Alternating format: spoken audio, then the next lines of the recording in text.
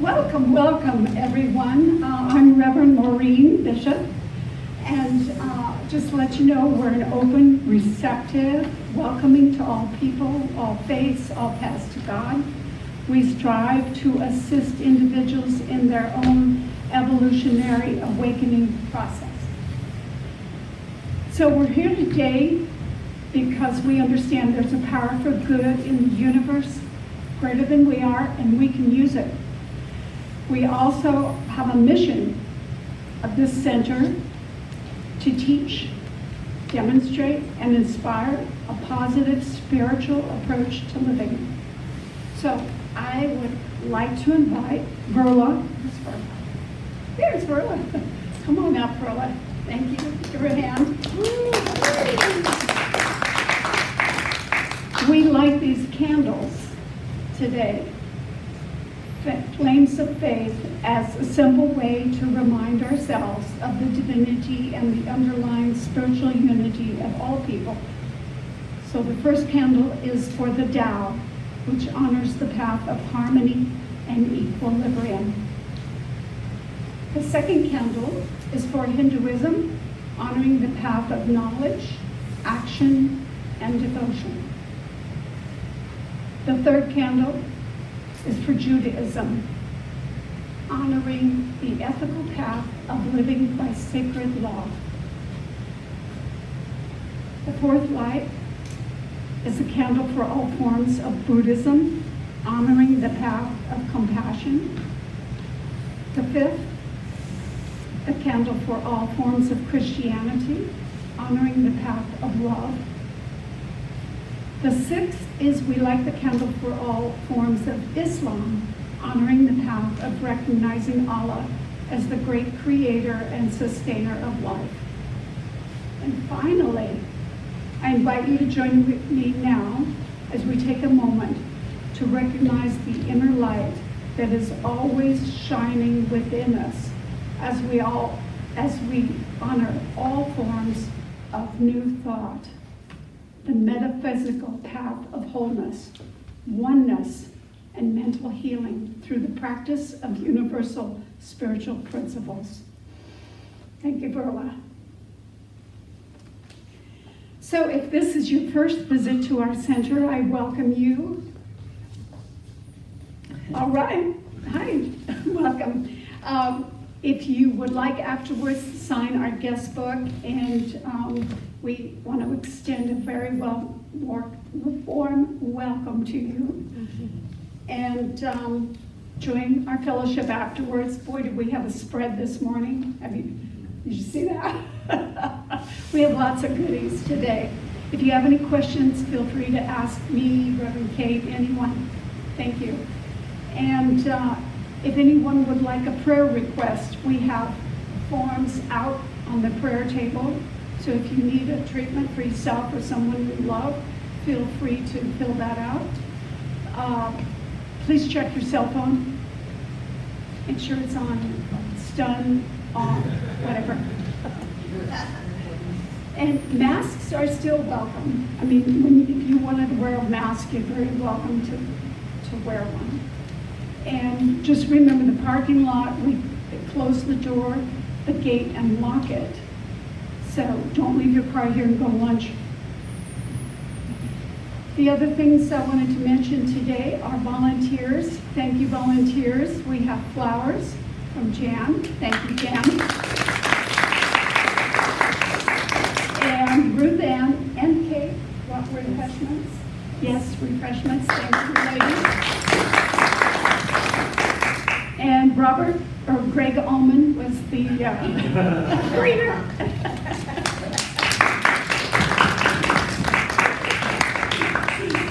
And thank you, Larry, for doing the video recording. And thank you, Larry. And Verla for lighting the candles. Thank you. And we have a surprise today. Melissa's going to give a very personal reading of her own and a song that she created for last week. We had the final project for the spiritual economics class. So we're looking forward to it, Melissa. No. It's okay. Take a breath. And I just wanted to also say thank you, Jan, and thank you, Angel, for the books and for the setup. Thanks, guys. And if you're interested in helping out, please sign up. There's a volunteer sheet. And I think we've got one person signed up so far. So please sign up if you'd like to volunteer for next week. And just remember what makes this center so special is that we are a family. We're a spiritual family. Thank you. And I want to remind you, we're continuing with the used book sales. So if you have any used books, spiritual books you're not using, please bring them. You know, it helps put them back into circulation. It helps bring a little more money into the church. And thank you for doing that. Also, something new, start saving toiletries. We're going to be doing a project. Reverend Kate's going to have more of it, and I think Reverend Amandra will say something about it in the newsletter. But save toiletries if you have extra toothpaste from the dentist, toothbrush, little soaps, things like this. We're going to be doing homeless goodie bags for that. And we're continuing with our unscheduled income program, and those who signed up to tithe 10% of their unscheduled income. The ministers and practitioners continue to pray daily for each of the people that signed up, and I continue to pray for our entire congregation because we're prosperous, we're wealthy, we have a very prosperous attitude and consciousness. So if you want to sign up for that, you can still sign up. There's a sign-up sheet on the table. And next week, I'm going to be starting a 2-week workshop. The topic is going to be your journey home, but we're going to be working on a spiritual autobiography. What has been your spiritual journey? How did you get here? And where are you going? And compare it also to some of Ernest Holmes' his beliefs. And there are some sheets out there, just if you want to get a head start on it. The questions are out on the table. So, group reading, if you have your program, let's do the group reading right now. If you want to read it aloud, please stand. No. You can do it sitting, okay. All right. God is all, both visible and invisible. One presence, one mind, one power is all. This one that is all is perfect love and perfect abundance. I am an individualized expression of God. I am everyone with this perfect life, love, perfect abundance. So it is. And we have another group song. Yes, from Andrea and Billy. Please stand. Hi. So the lyrics should be there. It's for this little light of mine. Most of you guys know that song, right? Your little light shine. Yeah. I want to see one big light.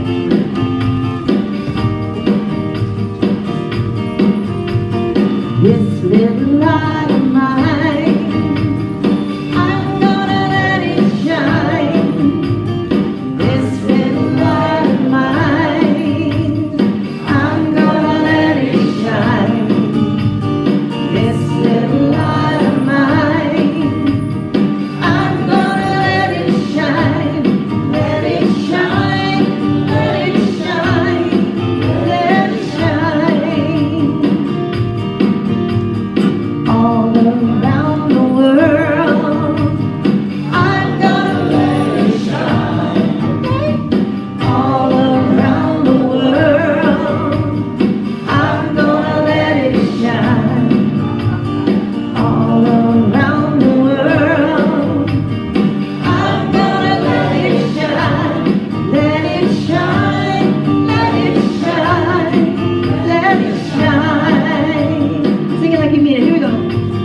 this little light of mine. What? I'm gonna let it shine. Yeah. This little light of mine, I'm gonna let it shine. This little light of mine, I'm gonna let it shine. Let it shine, let it shine, let it shine. Let it shine, let it shine, let it shine. One more. Let it shine, let it shine, let it shine. I see it. Nice. Thank you, Andrea and Billy. So this is the time, Melissa. I'd like to invite Melissa up to give her interpretation of spiritual economics. I'll let you introduce.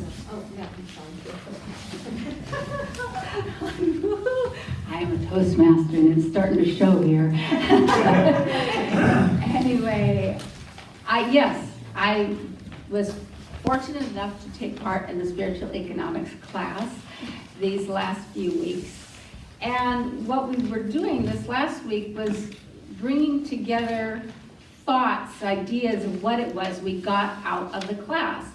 Now, before I took spiritual economics, there was a word that kept being heard, and Eric Butterworth, who is the writer of this book, Spiritual Economics, he emphasized it in the book, and he called it divine substance. And I was like, divine substance, whoa, right? All right, well, this made me think, and it actually works really well for this time of year. This is the time of year we do put on masks, although mask seems to be a thing that we all do these days. But this is the kind of mask where we put ourselves into a space where we are a costume mask. It's a costume, right? But you know what's interesting is when we put on a costume, sometimes we actually bring out more of ourselves. And so it made me think about this divine substance. And it's not just about the particles in the air that float around all over the universe. It's the space in between those particles and the force that holds those particles together. And it's not just matter that we are all part of. The matter consists of ideas, our ideas, opportunities, our opportunities, intuition, our inspiration that comes from all that. And I and you are always in the presence of unlimited divine substance. So I align with true consciousness. I am the channel for divine consciousness. Those are the true colors which create our universe. Those are our true identity, and these are your true colors, and these are my true colors. Now, you'll see I gave you all a paper. And you may recognize this tune. You won't recognize the words because I've sort of used my true colors to throw in a lot of different words for the song. But what we'll do is we'll really take the words in to our own being, sort of affirmative to ourselves. And remember this, you can close your eyes or look at the paper and sing along if you like, or hum along, or whatever you'd like to do, but really take these words into yourself. Because there is a divine presence moving through you, moving through me in an abundant flow of potentiality, a limitless resource. Through wisdom and guidance, I'm a prosperous expression of a unified force. I feel my true colors shining through. I feel my true colors. I'm breathing in gratitude, and I'm not afraid to let them show my true colors. True colors are beautiful. I am filled with purpose, centered in joy and ever-present truth. I'm open and ready. My life is a channel with all that I need, and I'm here to share what I bountifully receive. I feel my true colors shining through.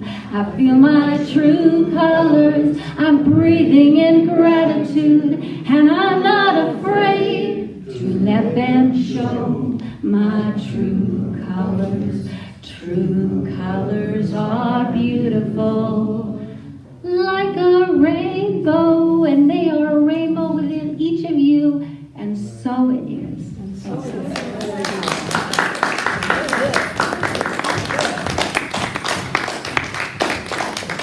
Wow, thank you, thank you. That was amazing, love it. Thank you. So we have another, yes, song by Andrea and Billy. Thank you. That poem was beautiful, and this song is really perfect to come right after it. Okay. I have my eyes closed.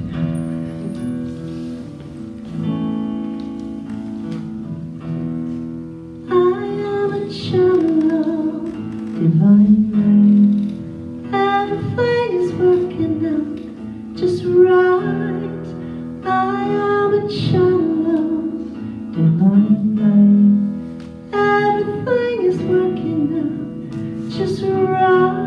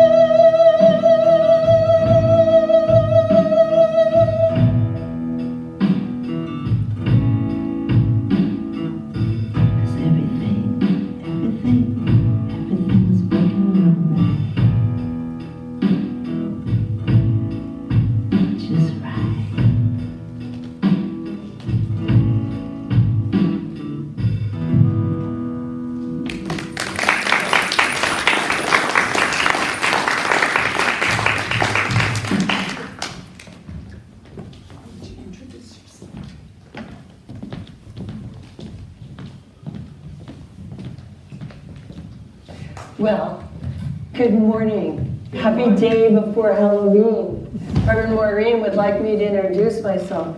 I am a question mark. Can a leopard change its spots? Well, we'll see. Anyway, I am Reverend Kate, and it's really fun to be here today because I always liked Halloween parties.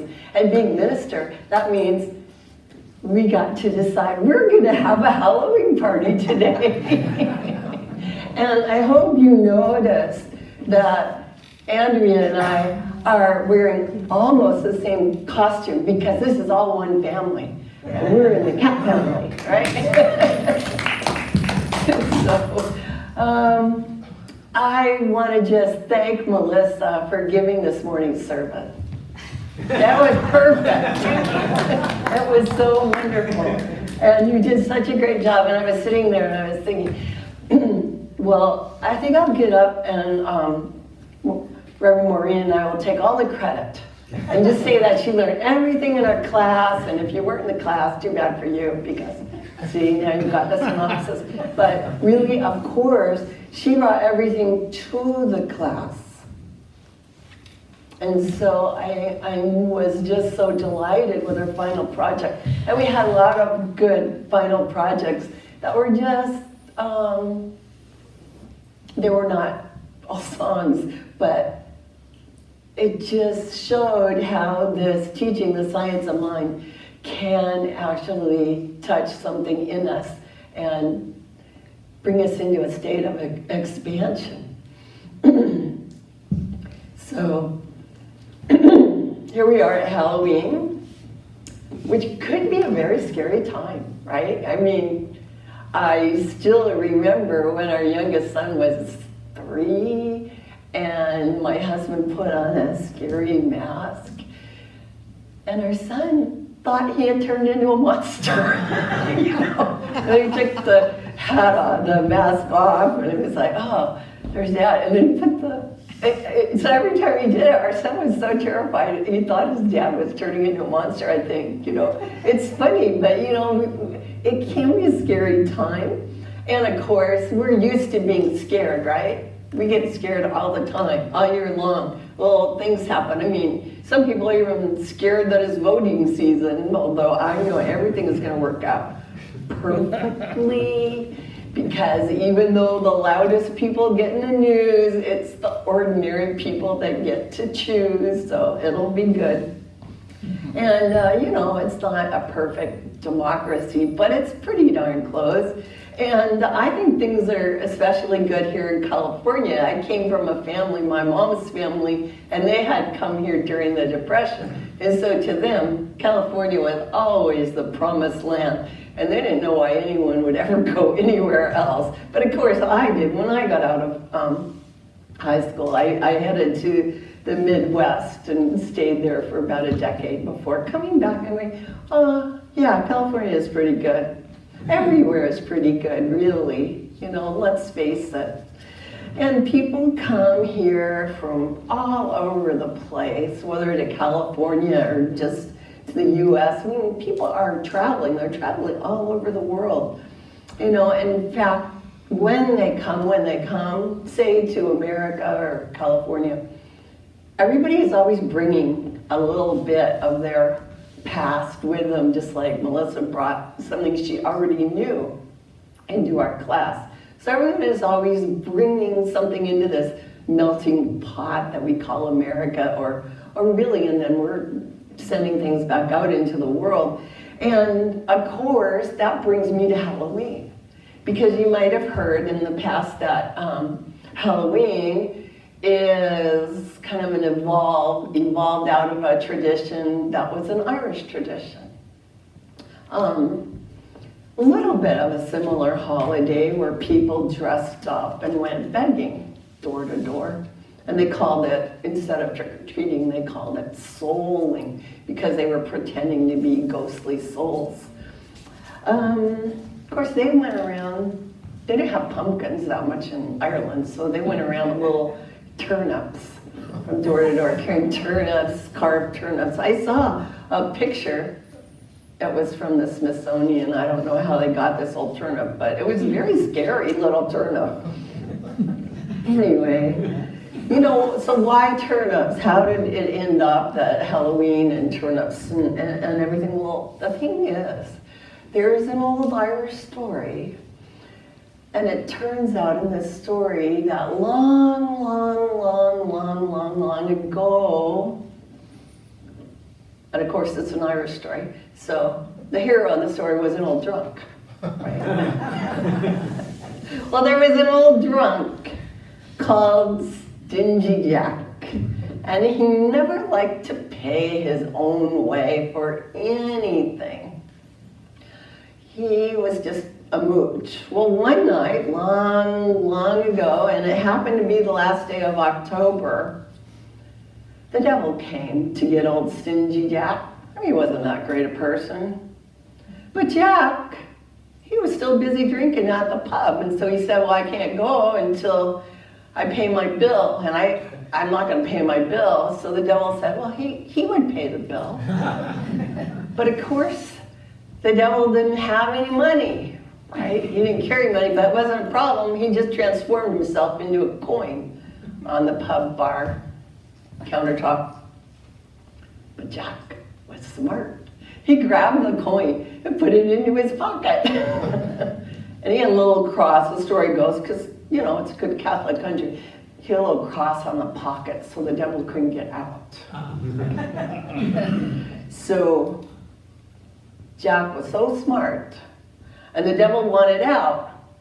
So old Stingy Jack made a bargain with the devil. And the bargain was that he would let the devil out, but that the devil could never come and take him again. So Stingy Jack lived a long time, continuing to run up his tab at the pub. But then one day, eventually, Stingy Jack finally did kick the bucket. He tried to go to heaven, but he wasn't welcome. And he couldn't go to hell because he made this bargain with the devil.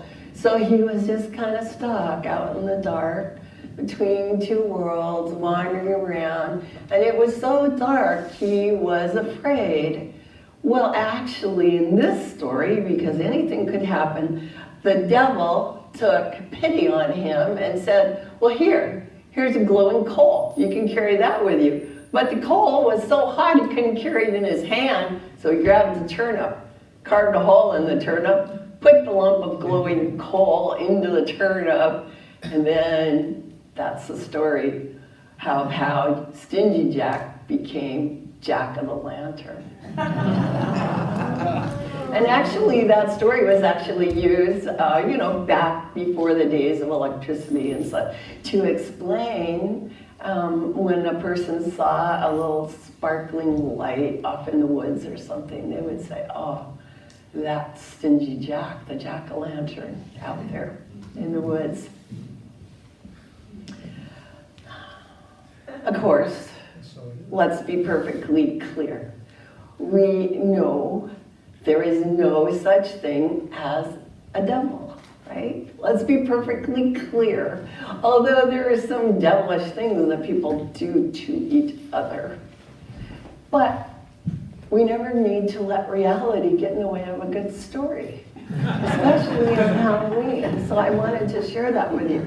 Anyway, when the Irish got to America, they found out it's a lot easier to carve a pumpkin than a turnip. I don't know if you've even, ever tried to peel a turnip. It's really hard. And of course, it's a lot easier to use a candle than a lump of glowing coal. And now you get to use LED lights, which are really great because they don't cook your pumpkin. Pumpkins never used to last very long. They sort of kind of get collapsing. But anyway, so I think we Americans can take credit for pumpkins. It was a good idea. But the Canadians get credit for the actual saying, trick or treat. They're the ones who did that. Apparently, they had a really hard time with Halloween up there. It used to get so out of hand with so many pranks and not that many treats. So, but you know, we learn and we become more civilized. So now everyone knows it's very simple. If the lights are on, there's candy. If the lights are off, please don't bother me. And it all works, you know. Eventually our culture has accommodated all of these different crazy ideas, and we've got something that works. Now, since it's Sunday morning, and we're at our Sunday celebration, I didn't give you the full story of jack-o'-lantern. So if you want to read the creepy part, you can look it up for yourself. It's a little bit more involved, but I think, you know, Halloween can be really scary or just a little funny. It kind of serves the same purpose. And that purpose to me, or at least the purpose for me, is that when there's so much tension and stress in our lives, a holiday like Halloween, especially with the dressing up and stuff, it just gives us a release valve. Just, you know, have some fun, blow off some steam. Now here in Southern California, we live in a climate that's so mild, it's easy to even forget that the year is drawing to a close, you know. We talk about frost on the pumpkin, but we're not really getting any frost yet. Maybe somewhere up in Julian they might be. But, you know, I think one reason why Halloween caught on with pumpkins and such is because it is at this time of year. And back when America was agrarian and everyone lived on farms, pumpkins were about the last thing to ripen in the field. You know, so when they said the frost on the pumpkin, that means that the work for the year is drawing to a close. A good time to celebrate. There was a poem when the frost on the pumpkin. I was going to read it to you, but I decided to spare you this morning. But it basically, it's done in 1800s Indiana speak, and so we're not going to go there. But it was a nice poem from a farmer's point of view, just celebrating how happy he felt after the harvest, when everything had settled down and the work was done and all was well. He just felt actually like an angelic host of angels were surrounding him. He was so happy. Now we know, of course, that every harvest isn't good. I mean, we know there's a lot of trouble in the world.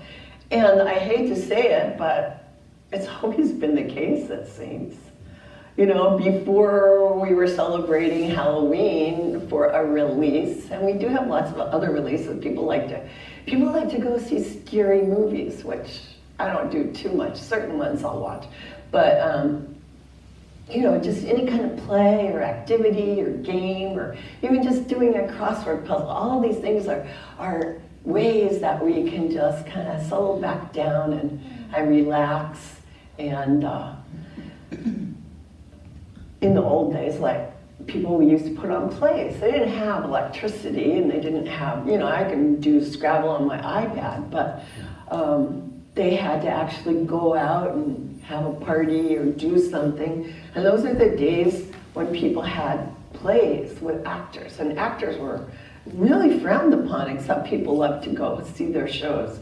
So I just wanted to, I was thinking about this, and I was thinking about Shakespeare and his story Macbeth, which was, for the time, a very scary story. And it still echoes into our lives today and into our culture today, although people don't really think about it. But this whole idea of the evil witches and the scary witches, you know, Shakespeare really created a sense of dread in Macbeth when he had his three witches chant, double, double, toil and trouble, fire burn and cauldron bubble. You know, so that's a little different than when the frost's on the pumpkin. And if you look back on the last 10 months of this year so far, did you have a sad year? Did you have a happy year? Was it mixed? Were there things that scared you and things that delighted you? How do you feel when you look back over the year?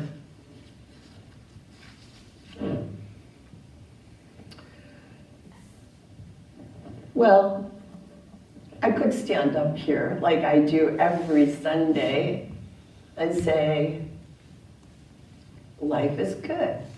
No matter what seems to be happening in our lives, life is good. When you know, and it is true if you are in that place where you get down, when you get in touch with the very deepest spiritual awareness of what life is, which is the recognition of what we here call first cause, the primary reality, which is simply that life is a process, that life is in expansion, that life is basically impelled by love and is an expansion. So when you're in that place, it's easy to say, it's all good, there's really no devil. And really you could say there's no trouble, it's just a series of lessons. When we really are able to realize that we're one with God, from that vantage point, it is all good. And yet, okay, that's true. But at the very same time, we don't just always live in recognition of first cause. We also live in the day-to-day world. And so that's, you know, where things are just happening, you know. And you could say that our everyday lives are formed by what you could call a secondary causation. So secondary causation, that's us. We get to do that. Our collective and individual thoughts and feelings and beliefs and actions are busy creating or co-creating this wonderful, amazing, and sometimes scary place that we call life. And in Macbeth, in the Shakespearean tragedy, actually, Macbeth began. He started out as a brave Scottish general. He received a prophecy that one day he was going to become King of Scotland, but then he didn't quite get the whole prophecy, but part of it.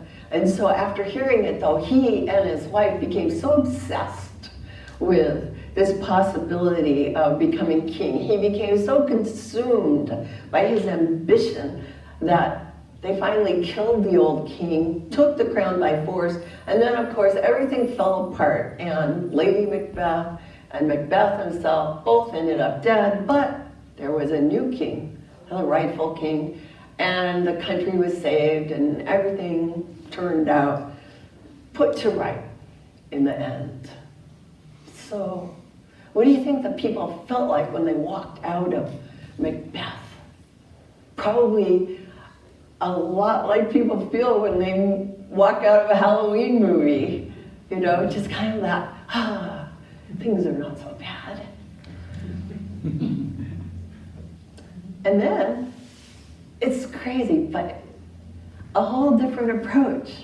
Shakespeare took a whole different approach. In A Midsummer's Night Dream, I don't know if you've ever seen that, but we know about it because people know who Puck is, a crazy little impish fairy who goes around causing mischief.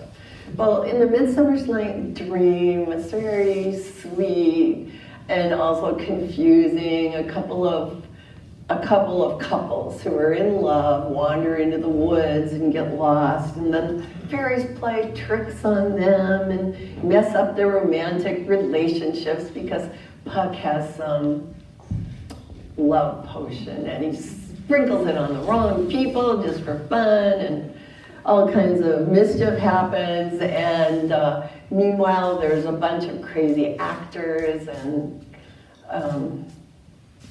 it ends up that, I don't know, Bottom falls in love with a donkey head or something. I don't know the whole story.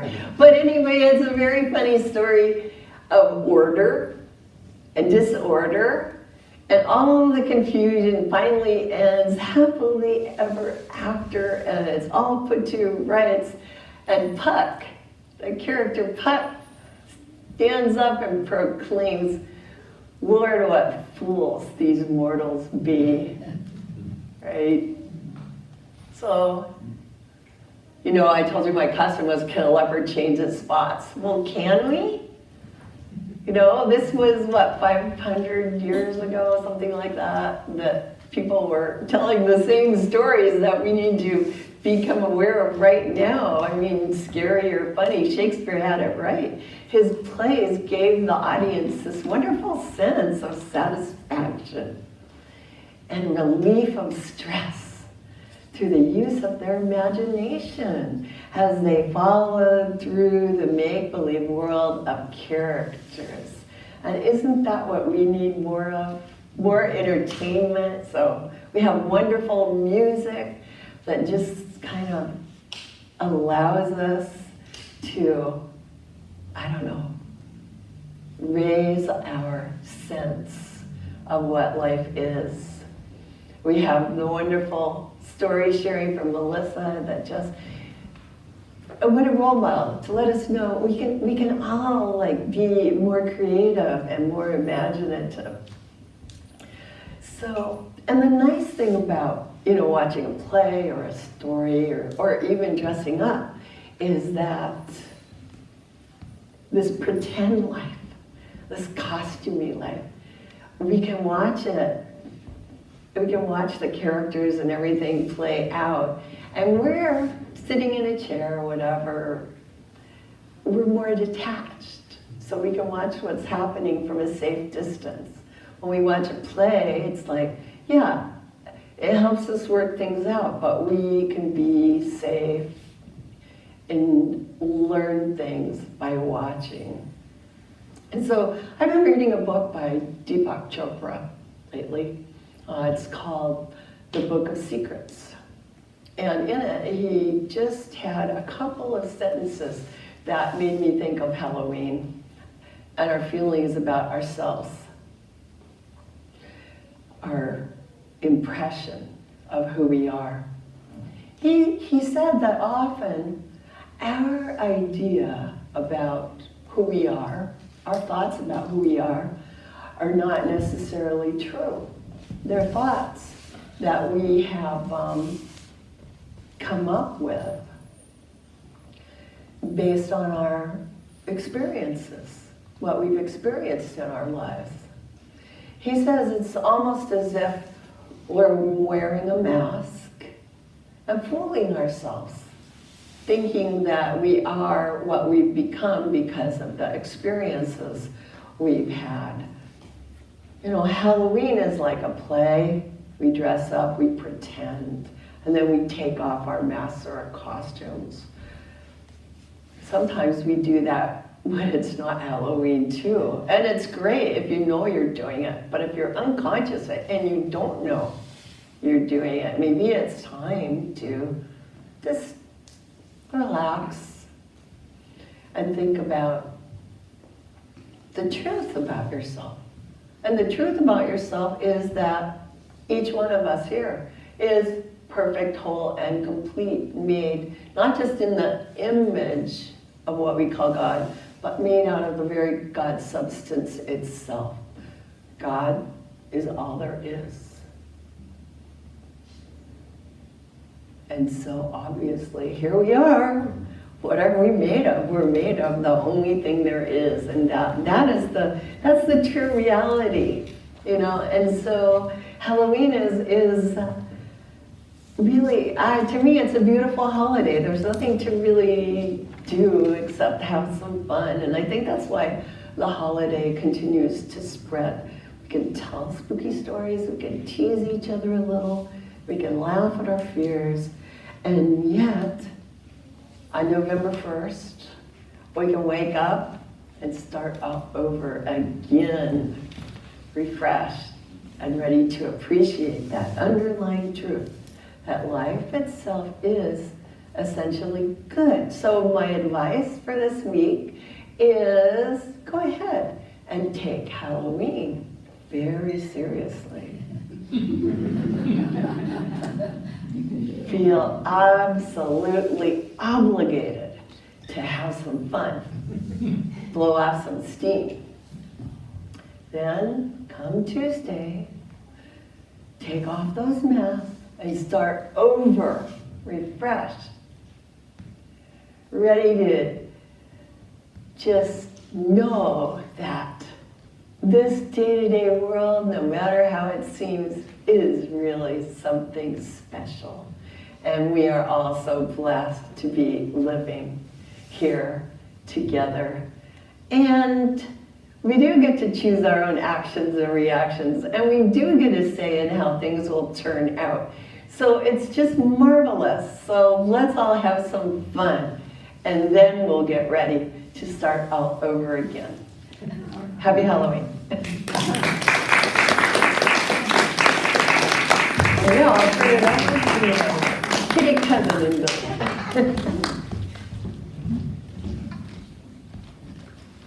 Thank you, Beth. Yeah. Kitty ears are the best. I don't know about you, but I love cats. You know, some people are dog people.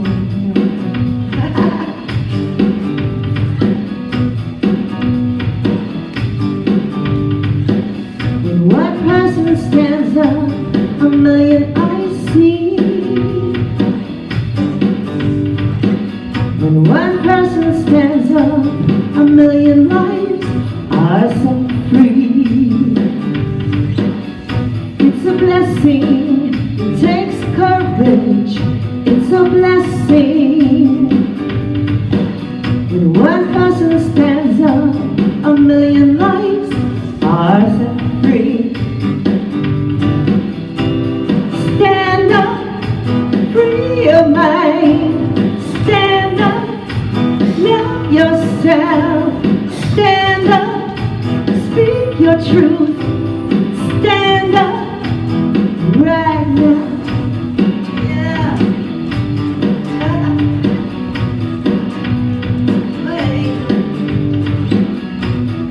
We said that loving was always easy.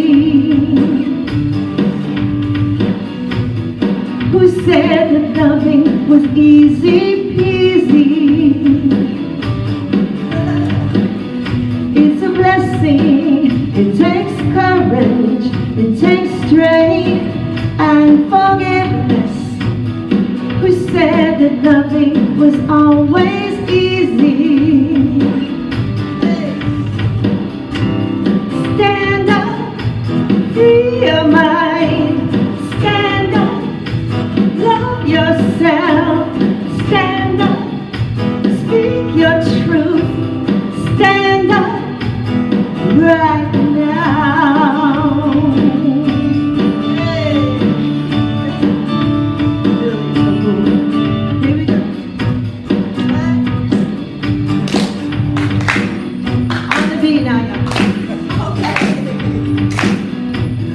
What kind of world are we creating? What kind of world do our children see? Will we be kind? Will we be loving? Yeah. Okay. Will we be bold? Will we be free? Here we go. Stand up, free your mind. Stand up, yeah, love yourself. Stand up, speak your truth. Stand up.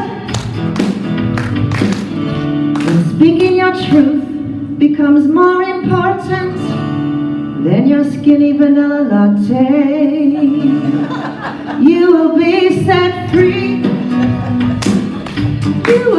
be set free. You will be set free. Set free.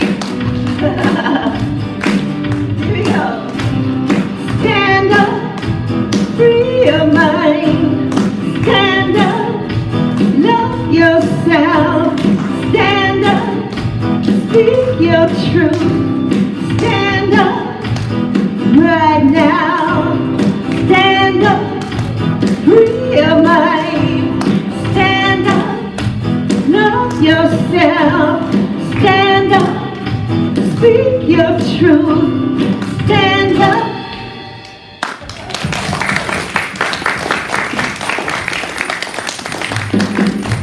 Thank you for standing up. That was so great. Thank you so much. It's so fabulous to have everyone together for this little Halloween party. And we have been working on prosperity and abundance. And I want you to know that when it comes to treats, we experience amazing prosperity. And when it comes to flowers, I just love these marigolds. Marigolds are one of my absolute favorite flowers. They just have a reputation for being so healing and comforting. So I love the marigolds. And now I just want you to hold these ideas of good and think in your own mind about some aspect of your life in which you experience abundance. It might be abundant love in your family or abundant anything that you can think of. Well, and also, let's bring that idea of abundance for our own selves into our hearts as we also think about the abundance that we want the center to experience. And so I know that since there is only one thing, spirit, that everything is spirit, and that spirit is unlimited, infinite, everywhere, always, and that each of us is a center in spirit. I know that there is unlimited good for each of us in our lives right now. And I know that there is unlimited good for this center, which is an expression of our sense of community and our joy at celebration and being together. And knowing that, I give thanks for all of the contributions that everyone makes to help this center as the center grows and expands into the future as a place of rest, a place of healing, and a place where our understanding of the truth is deepened. I give thanks for all this good. I give thanks for all the contributions coming to this center today. And I know that everything that is given is also received. The cycle is always in force. And this is the way the world works. I give thanks it is true. And I turn this treatment over to Spirit, knowing it is done, and invite you to join me in saying, and so it is. Thank you.